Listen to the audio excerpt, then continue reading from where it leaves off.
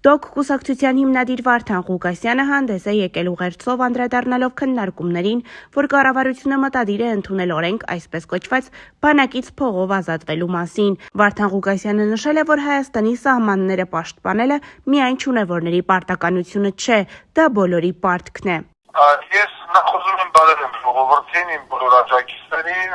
առավելևս Հայաստանի Հանրապետության քաղաքացիներին եւ այն քաղաքացիներին, որոնց 18 տարեկանը լրացել է կամ դրանալ շուտով իր մասիկ զորակոչվելու են բանակ։ Ես այստեղ նստած իմացա, որ Հայաստանի այսպես կոչված կառավարությունը ընդունել է օրենք փողով ազատվելով, այսինքն վճարում է ինքը գումար եւ այլևս չեն գնում բանակ, դրանով իսկ հրաժարվելով նաեւ Հայաստանի Հանրապետության քաղաքացիությունից։ Ուրեմն ես չգիտեմ տարածաշրջանում նման որևիցե մի երկիր, որ ունենա նման օրենք։ Այն էլ մեր կարգավիճակում գտնվող կամ առհասարակ աշխարհում մեր կարգավիճակում գտնվող պետություն, որը շրջապատված է ճիշտ կողմը թշնամի երկրներով ու հակառակ նման որոշում կայացնի բանակից փողով ազատվելու, այսինքն ինչա դրու գալի։ Սիրելի երիտասարդներ, որ գնալ բանակ, ծառայել, զոհվել, վիրավորվել,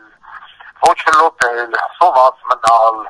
անջանքների ենթարկվել, կտակների ենթարկվել, հրամանատարության, անպատասխանատու ակտիվ հրամանատարության կողմից եւ այլն, դա այսինքն միայն վերաբերվում է չունևոր խավին։ Իսկ ունևոր խավը գումարը պիտի տան, ու գնան նստի օբյեկտներում դա գիլացախի, բլոտ ռասնեին, չգիտեմ ընդեղ էսանատվի,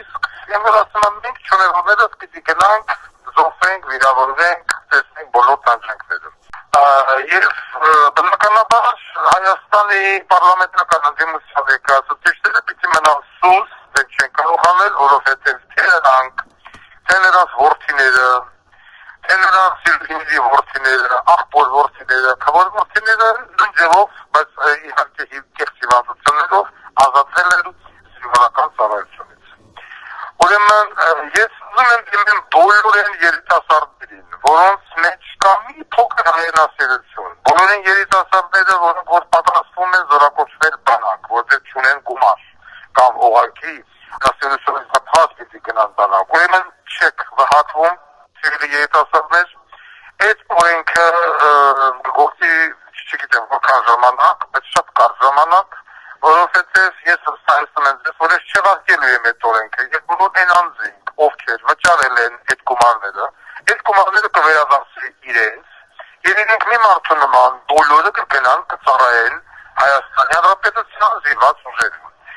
Եվ ես կոչ եմ անում երիտասարդներին, ոչ մի պարագայում ունևոր երիտասարդներին, գուտը չուտել, այդ 10-20 միլիոն դրամ, 15 միլիոն դրամ չվճարել, որովհետև հələ ասել գումարները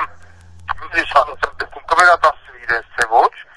եւ ոչ մի պարագայում չհրաժարվել Հայաստանի քաղաքացիությունից։ Հայաստանի Հանրապետության սահմանները պաշտպանելը դա միայն չունևորների պարտականությունը չի, դա բոլորի պարտականությունն է։ Ցանկացած երիտասարդի